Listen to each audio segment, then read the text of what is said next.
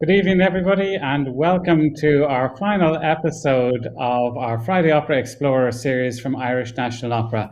I'm Fergus Shield, Artistic Director of Irish National Opera, and it's my pleasure to be with you again this week, fresh with a new haircut and everything, and ready to go and ready to introduce some wonderful opera arias by Richard Strauss for you. That's what's on the menu tonight. We'll also meet composer Amanda Feery and have a chat to her about some work that she's doing at the moment for Irish National Opera. I'm coming to you live. The arias that we listen to have been pre-recorded over the last few weeks, and it's part of what we're trying to do to keep in touch with our audiences at a time when we can't perform in person. We are, of course, greatly looking forward to being back in theatres, and we have a really exciting season ahead, which we'll be launching in a few weeks' time, where we'll be able to share with you news of all the exciting operas that are to come over the next few months, indeed until next summer. We at Irish National Opera are quite a young company. In fact, we've only really had 2 years, just over 2 years of performances live before the pandemic hit. So there's huge areas of the repertoire that we haven't undertaken so far. And when we were putting together this series, I asked our singers to propose works from composers that we haven't yet featured in our live productions at Irish National Opera. I gave them a list and I sort of prodded and poked them and suggested various things. So what you'll hear tonight are some pieces that the singers have chosen, but also some works that I'm really pleased to be including, and a few hints about things that are to come in future seasons at Irish National Opera. Tonight, as I said, the arias are all by Richard Strauss. Richard Strauss wrote 15 operas in total, and we're going to hear excerpts from 3 of them tonight: Elektra, Der Rosenkavalier, and Ariadne auf Naxos. And these 3 operas are from early in his operatic output. I guess they're numbers 4, 5, and 6 out of the 15 operas. And they're all written within a few years between 1906 and 1912. But Strauss, although the operas are early in his operatic output, he was already a very accomplished and mature composer before he really took his focus to opera. He was in his mid to late 40s when he wrote these works, and he had a huge amount of orchestral experience behind him. But now it was his time, and for the rest of his life, he became obsessed with opera and wrote more and more operas. The libretti for the 3 operas we're going to hear tonight are all by Hugo von Hofmannsthal, and Hofmannsthal was really Strauss's most frequent and his best collaborator. They had a fantastic relationship, I suppose, a bit like Mozart and Da Ponte, where they brought the best out of each other. So about a year ago, when the pandemic first hit, one of the things I did in my spare time as I was going for my daily walks within my 2 kilometers or 5 kilometers was that I decided to listen to all of Strauss's music from beginning to end. So I compiled this massive Spotify playlist, and I listened to everything from the beginning to the end. And that took several months. But over that time, I began to realize how important the voice was, and particularly the female voice in Strauss's output. And although when I came to Strauss first, I came to him through some of his orchestral works, it became clear to me when you listen to his entire output how lieder and operas are really so important. There's a huge amount of lieder that go alongside the orchestral material. There's some chamber music, there's some ballets, there's even military marches that he wrote, which thankfully are not performed too often. And really, as I was listening to all of the operas, it occurred to me that there's quite a number of different styles that he approached. And early in his career, his 2 great operas, Salome and Elektra, are really quite shocking and in many ways violent and disturbing operas. Wonderfully rich orchestral experiences, great vocal lines, but very spine-chilling in a way. And then that's one type I think of, and there's really only those 2 operas in that category. Then I think about some of his more opulent scores like the Rosenkavalier and Die Frau ohne Schatten, which are really massive, bursting at the seams with huge orchestras, big casts, and enormous scenes. And they're really exciting works. And then I suppose the third type that I think about are his more chamber type, smaller scale pieces. such as Ariadne of Naxos and Capriccio. And so tonight in our program, you're going to get a sample from each of the three types of Strauss's opera. In a way, I've just categorized them in my own mind. I don't know if Strauss experts would agree with me, but that's the way I think about them.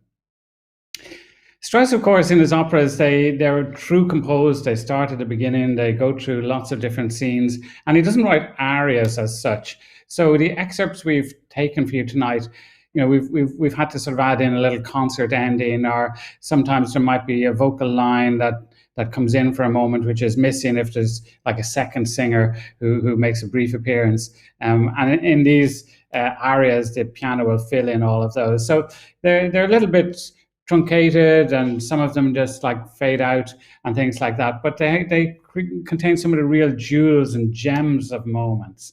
We're going to start with three arias from the Rosenkavalier, and we're going to hear Naomi Louisa O'Connell to start singing Octavian at the opening. The very first person to sing in the opera as Octavian is in the Marshland's bedroom, and clearly the two of them are blissfully happy with each other.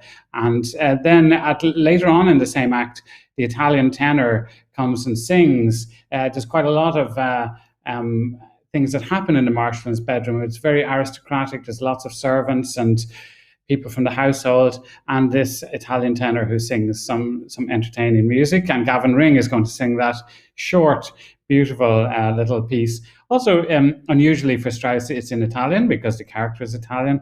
And this gives a great, beautiful line to the sound.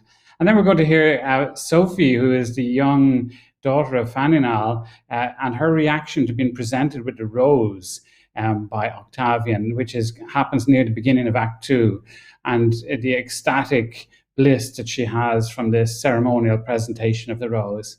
So tonight we're going to hear the first three, and then we're going to pause and we're going to have our interview. I'll be talking to Amanda Feery, and then we'll come back and hear the other three arias after the interview. So a slightly different format from previous weeks.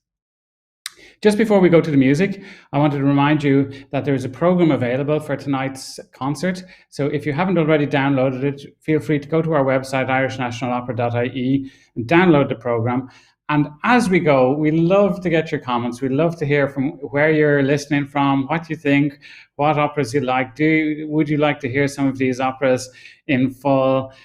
Any comments at all that you have, we'd love to hear from you on Facebook or YouTube. You can make comments on both platforms, and I'll read them out towards the end of the program if you said anything wonderful and interesting, which I hope you will. That's it from me. Let's go across now and listen to these three arias from Der Rosenkavalier by Richard Strauss. This is from the opening of the opera Der Rosenkavalier by Richard Strauss. Octavian, who is a boy, is lying in bed with the Marschallin, and the sense of this aria is of the sense of yourself being lost in somebody else, the du into the ich, and that is what this is. Enjoy.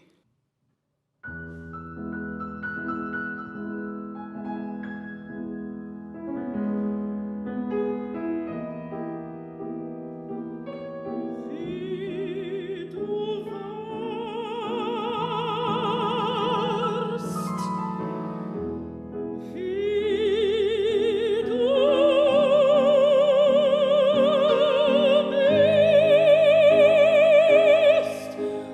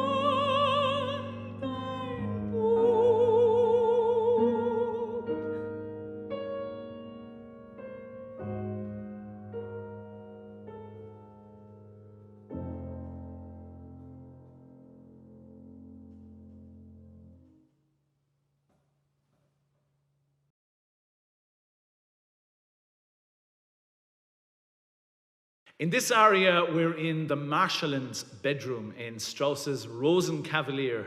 And up until this point, there has been more traffic in the Marschallin's bedroom than there is in Connolly Station at the moment, with pet sellers and flautists and servants, and the entire estate has been present at this particular point. And up pops this Italian tenor to sing the Marschallin a beautiful ode. And here we hear the gorgeousness and the mellifluous nature of the Italian language sonorously spreading through the score. It's a gorgeous piece, and I hope you enjoy it.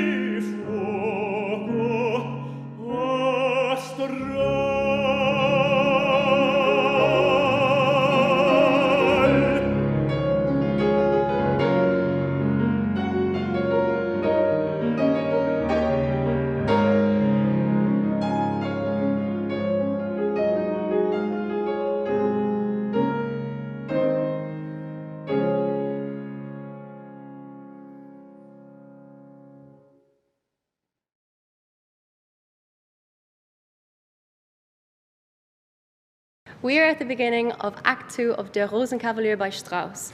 In this moment, one of the most famous parts of the opera, Octavian has arrived to give my character, Sophie, arose on the morning of her engagement to Baron Ox.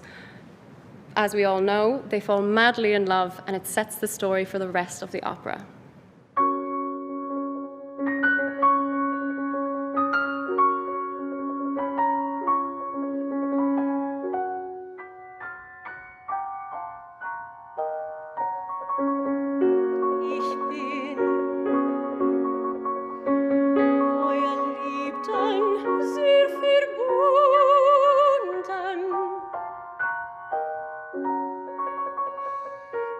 Ich bin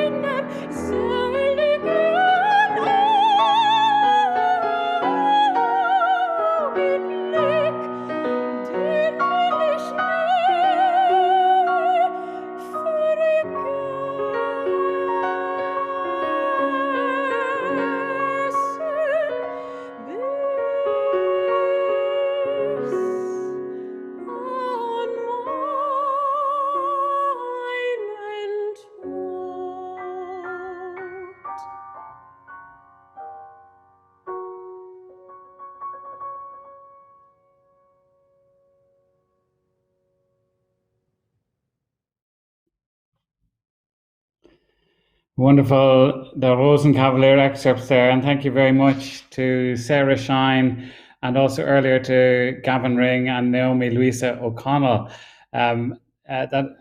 Such blissful music that Strauss writes, and we'll have three more arias by Strauss in a few minutes' time. But we're going to take a moment now to say hello to composer Amanda Feery. Hi there, Amanda, and thank you for joining us on this program. And I wanted to introduce Amanda because she's writing an opera which we're in the middle of rehearsing and we're going to produce for film very shortly. And Amanda, of course, is the composer who is on our ABL Aviation Opera Studio and has been in that position for 2 years. As part of the program, she's already written us one piece which was premiered last year in January. And now we have the second piece, which is larger and more substantial, and is a culmination, really, of the 2 years on the program. And Amanda, I just wanted to ask you, you've obviously a background, you've written lots of other music before you turned to opera. What drew you to opera, and what drew you to want to be part of our studio and to be part of the INO family in the first place? First of all, thanks for having me. It's great to be here this evening. For a long time, I wanted to do some kind of theatre work or some kind of work that incorporated not only vocal instrumental forces, but also visuals and theatrics. And for years, I was thinking I wanted to do a project like this without even saying I want to do an opera. It was just a project. I had different stories in mind, and there was different characters, fictional and non-fictional. I was interested in opening up and exploring, but I was still calling it sort of a collaborative work rather than saying I'd like to explore an opera. So it took me a while to sort of admit it to myself that that's kind of what I wanted to do. And I guess I have sort of I guess I had not notions about what an opera had to be, and that's why I wasn't calling a project like this that I wanted to work on an opera. I sort of had ideas that an opera had to have a certain structure that it followed. But now, I mean, since being in the studio and working on this opera that we're currently rehearsing, I mean, and exploring more repertoire and more operas, obviously I think my experience has completely opened up in what an opera can be. And there was actually, I'm a fan of Robert Ashley, and I think there was an interview of his from a few years ago where he just said, if you think it's an opera, it's an opera. It's like, to be really broad and general about it. It's like, if that's what you want it to be and what you think it is, then it is an opera. So great. Well, we're delighted you're writing operas.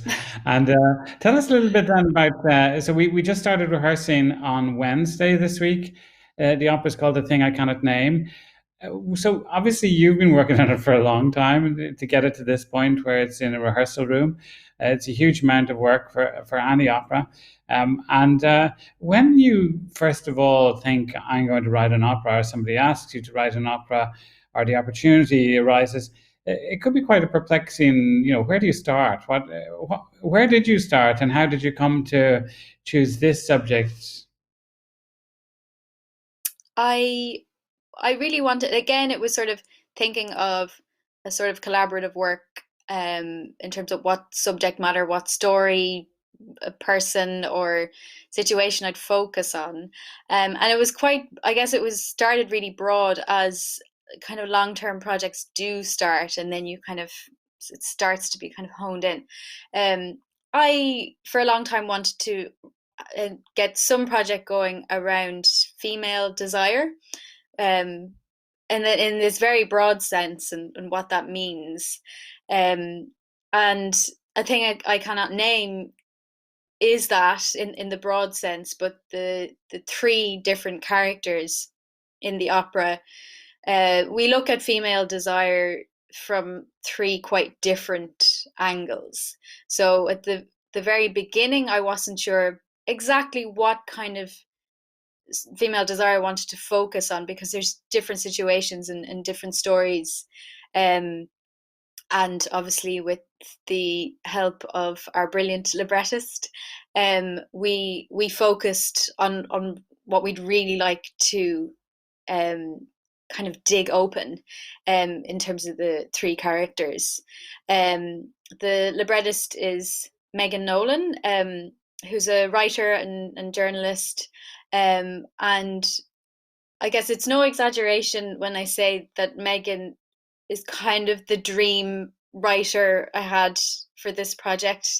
She really was. I've been following her writing for a number of years now, sort of short stories and then her journalism as well. And I was incredibly drawn to her work because she can pull these very nebulous feelings that are maybe hard to describe, and are so fleeting sometimes as well. She has this amazing way of just making sense of these feelings and making sense of expressing them. And she has poured this theme into a lot of her work as well, desire and the kind of ugly sides of it, the lust of it, infatuation, lots of different angles to desire. So I just thought she is the person for this project. And then in terms of how we got to where we are now, in terms of the three characters that are involved in this opera, we want to focus on, one kind of involves sexual desire, a second is sort of desire for another woman's life, coveting another woman's life, and then the third is definitely a very female subject in the desire for motherhood, the desire to have a child. So these three characters are very different. They're at very different life stages as well, in age. And I guess the early premise of the opera was that, and you'll see it when it comes to life and when it's released, that it is all centered in the one flat at different time periods. So it's 2008, 2015, and 2019. So these women are renting this flat on a busy Dublin street over these different periods of time.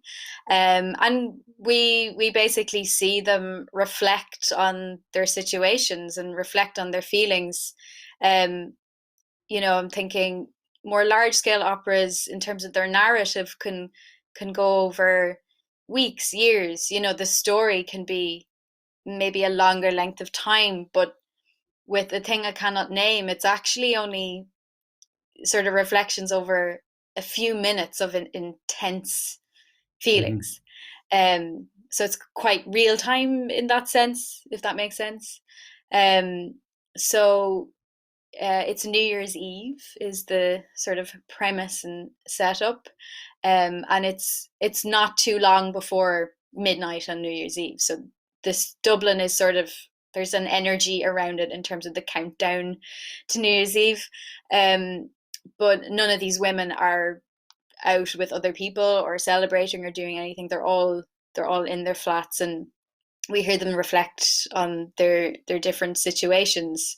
And I suppose in terms of, I guess, with female desire, there can be maybe thoughts around there being a desperation to that sometimes, but I think these three characters, none of them are doomed and none of them are desperate. It just happens to be the opera is a sort of snapshot of a particular moment where these feelings are quite intense. So the pace of it kind of reflects that feeling. Yeah, wow. It's fantastic to get such an insight. Thank you.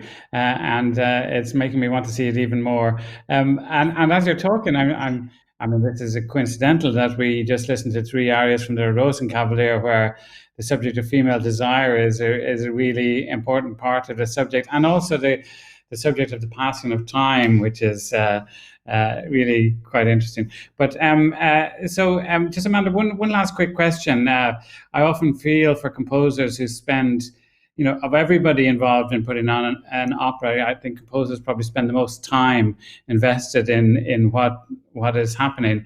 And then you have to hand your composition over to singers, to a director, designer, conductor, all those other people, and they may have other views about it, or different views.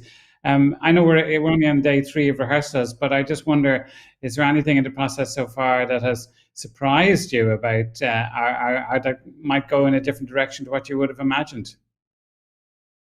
So yeah, it's all been this week, so it's all being sort of kind of intense, but also super exciting as well, that it's all coming together. In terms of the set and the lighting, I think the singers and Elaine Kelly, the conductor, and Aoife Spillane-Hinks, director, have had different sort of angles to maybe a particular line of text. So I've given certain directions in the score, but not specifics about exact delivery of a line, for example. But they've had different kind of views, and sort of bringing out sort of different subtexts, for example, or not feelings that maybe are expressed directly in the text, that I suppose when setting it, you can be sort of at a distance when you're so focused on a particular line, especially as a composer, because there's the practicalities as well as, focusing on breathing and register and things like that. There may be things that you aren't thinking about or not considering. So they've had some really interesting kind of opinions and viewpoints of how to deliver and how to direction to go with certain lines. There's, in my score, in terms of the electronic part, there's sort of a dusky pink synth of sort of kind of dreaminess that I wanted to associate with nighttime. So that's really a motif for quiet and night, and reflection. And I think the lighting is going to be really exciting at how it's paired with the timbre of that synth, the kind of glow of the lighting and the street lighting and the lighting of the flat as well. I wasn't so much surprised, but just really excited by that, where the lighting is going as well. Yeah, great. So, Amanda, we don't have any of your previous opera recordings to hand, but we will have this one very soon. But in the meantime, I thought we would hear one of your other pieces and maybe you'd introduce us to this, and we'll watch a short video of this. Yes, so this is a piece called Vultures, and it's performed by Crash Ensemble as part of their CrashLands project, which was sort of for their 20th birthday, and they commissioned 20 works that were performed around different parts on the island of Ireland. And this piece was performed and recorded in Duckett's Grove in Carlow.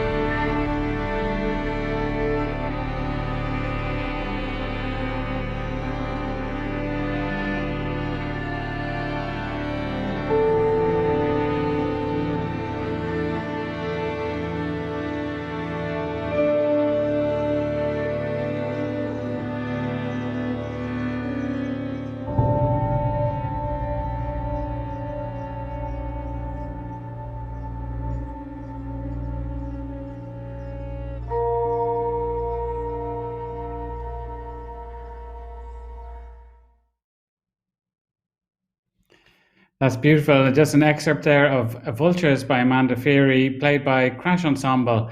And Amanda's opera, A Thing I Cannot Name, is in rehearsal at the moment and will be filmed over the next few weeks and recorded and will be available late July. So keep in touch with us on our website for developments on that.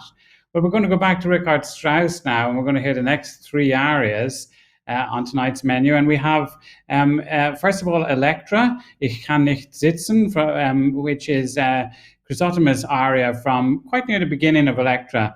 And in this aria, Chrysothemis, who's Elektra's sister, is comparing herself to Elektra and saying that she can't sit around in the courtyard all day looking for revenge, which is Elektra's fate. And in fact, she wants to get free and break free from quite a dysfunctional family and make her own life. And it's a very, I suppose it's one of those arias where you really get the whole character of Chrysothemis in one go inside a few minutes. Then we're going to move over to Ariadne of Naxos, and we've got two arias. And it is quite interesting in this opera. You've almost got two operas happening at the same time. One is the Commedia dell'arte, which is kind of a burlesque type of fun and games and dancing and clowning, and then the other one is more serious, straight-laced opera. And the two things are scheduled to happen one after another in the house of one of the nobility, but they can't decide which way around to do them, so they end up doing them together at the same time. So you have, first of all, from Brenton Ryan, we're going to hear the Dance Master's aria, where he's arranging the dance.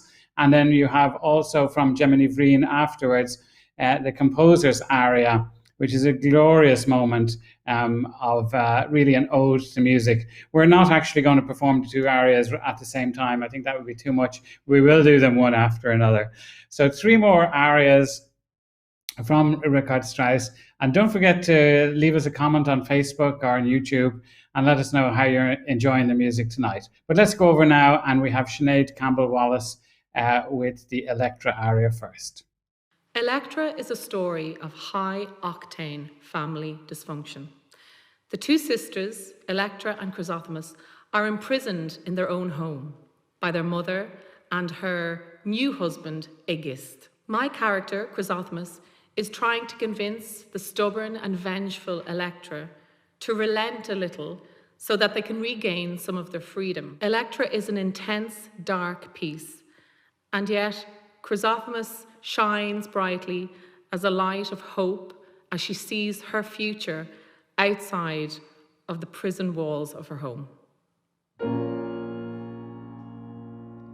Ich kann nicht sitzen und ins Dunkel starren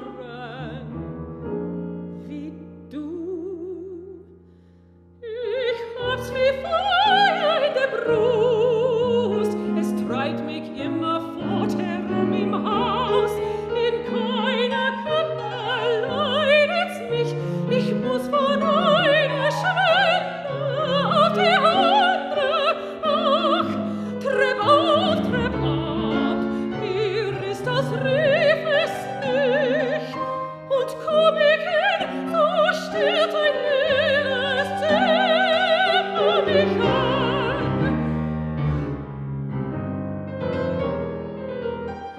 Ich habe solche Angst, mir zittern die Knie bei Tag und Nacht. Mir ist die Kehle wie zugeschnürt, ich kann nicht einmal weinen. Wie Stein ist alles, Schwester, aber Barren. Da ist es, die mit Eisenklammern mich an den Boden schmiedet. Wirst nicht du sie hinaus, wenn ich dein Hass, dein schlafloses, unbändiges Gemüt vor dem sie zittern.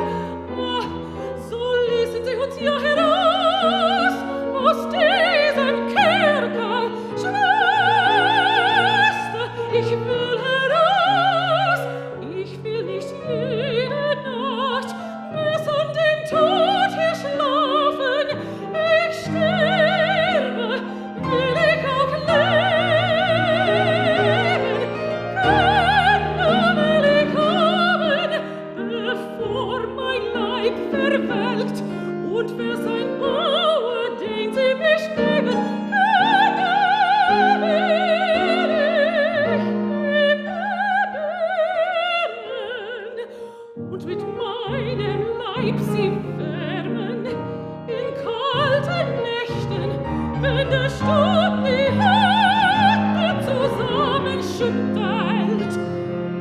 du mich an, sprich zu mir, Schwester.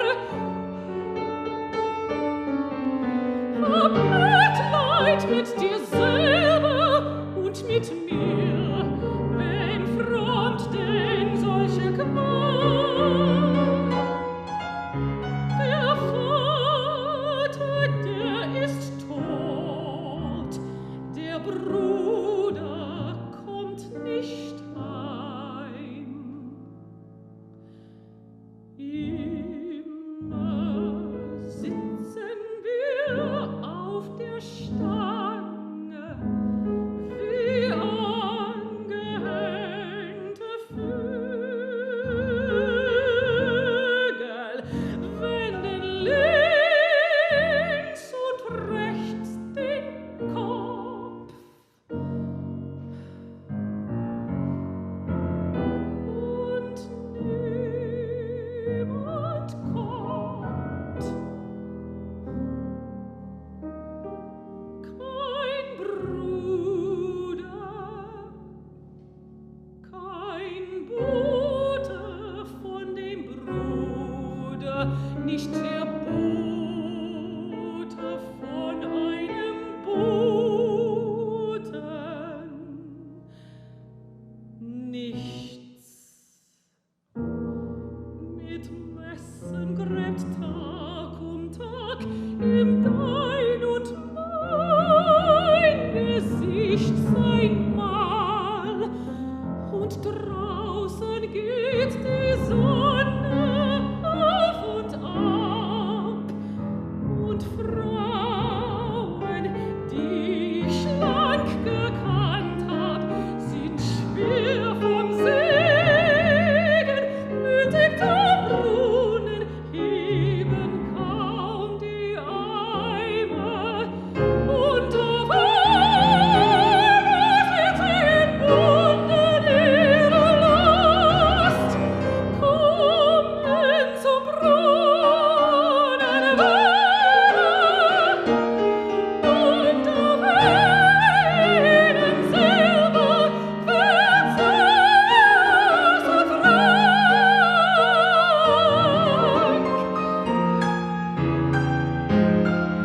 Und säugend hängt ein Leben an ihnen, und die Kinder werden groß. Nein, ich bin ein Weib und will ein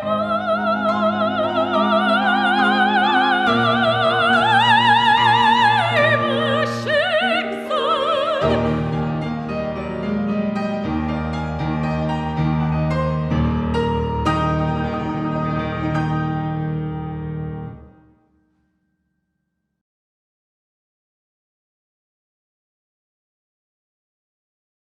In Strauss's Ariadne auf Naxos, an Austrian aristocrat has commissioned a young composer to write a new opera for his evening soiree. However, he's a little afraid it may be too serious or boring, so he's also hired a comedy troupe to perform the same evening. In this scene, there's an argument that breaks out whether or not to perform the comedy bit first or the serious opera first. Zerbinetta, the leader of the comedy troupe, argues, no, the comedy troupe should perform first. However, the Tanzmeister disagrees. Im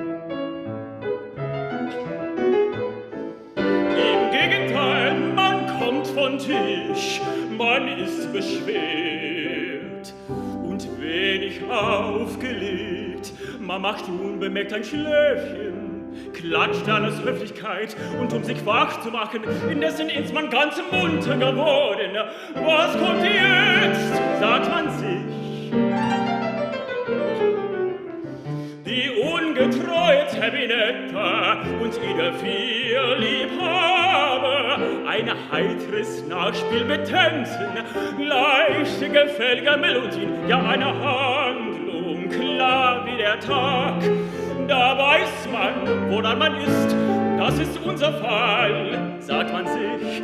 Da wacht man auf, da ist man bei der Sache und mit in ihren Karossen sitzen, wissen sie überhaupt nichts mehr, als dass sie die unvergleichliche Terminal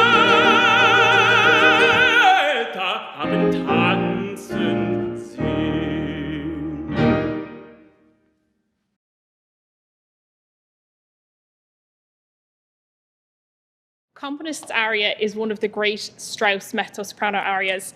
I love singing this aria because it gives you kind of the license to just go for it. This is his final thing that he sings in the prologue of Ariadne auf Naxos, and he has discovered what he's going to write in his opera and is just overcome by love of music, love of words, especially music, and it just, as you'll hear, it just gives you the license to go for it and give your everything.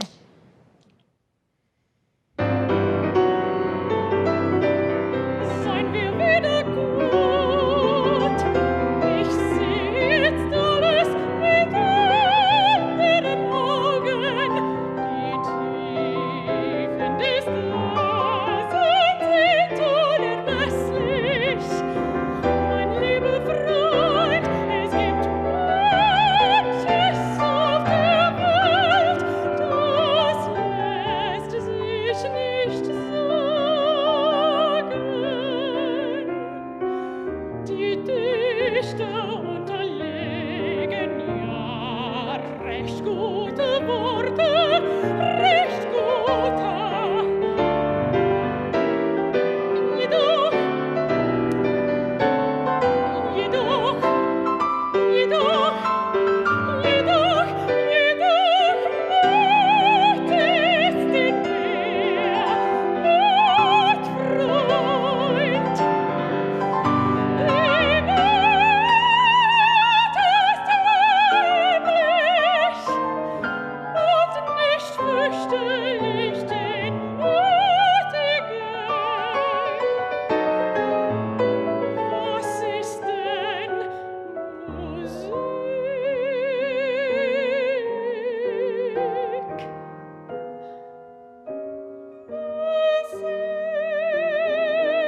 Musik ist eine heilige Kunst, zu versammeln alle Leute der Welt.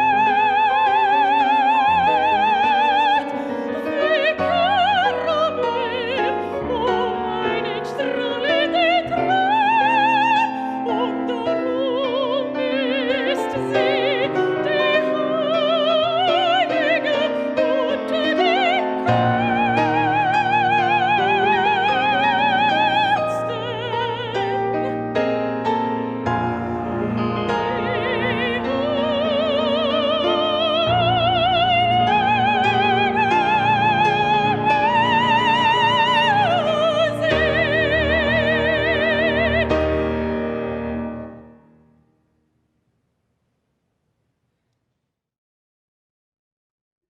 And that's quite some tour de force there, the composer's aria from Ariadne of Naxos. And thank you so much to Gemma Ní Bhriain there and to all our performers tonight. We heard earlier on Naomi Louisa O'Connell, Gavan Ring, Sarah Shine, Sinéad Campbell Wallace, Brenton Ryan and Gemma, indeed. And to our wonderful pianists, Steve O'Sullivan and Gary Beecher, who have this monumental task of conjuring up the vast orchestration of Richard Strauss.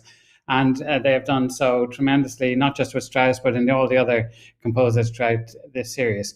That's it from us. I hope you enjoyed our Friday exploration of opera. Please keep in touch with us. Stay in touch with our website. And soon we'll be announcing details of really exciting plans to come ahead. And I can't wait to share those with you. I wanted to thank a few people. I'd like to thank Amanda Feery for joining us tonight, and to Crash Ensemble for sharing the video of Amanda's piece with us. Thank you so much for that. I'd like to thank the people who've made this series possible. Dave Grant, who has done the technical wizardry behind the scenes, and Ganzi Films, who shot all those films, and to Ergodos, who did the audio recording. So thank you, everybody, for that. To Sarah Halpin, our digital communications manager, who oversaw this project. And it's her birthday today, so happy birthday, Sarah. And so everybody who put this series together, sincere thanks to you. I wanted to thank also the Bord Gáis Energy Theatre and the Goethe Institute, who allowed us to film in those locations, as well as some areas filmed in our own offices in Dame Street. I'd like to thank Fedora, the European Circle of Philanthropists, and most especially to the supporters of Irish National Opera, the individuals who donate to our company, which enable us to continue to bring opera to audiences at the moment it's online, but in the future it will be live all around the country. Donating to Irish National Opera is a really important thing to do if you can. We really appreciate it. It not just helps us financially, but it also creates a sense of a family and a community and people who are invested in opera and want to see us succeed and want to see opera thrive in Ireland. Where I do think we're in a wonderful position in Ireland. We have great performers, we have exciting plans ahead, but we do need your support, and we'd urge you to make a donation at any level that's possible for you.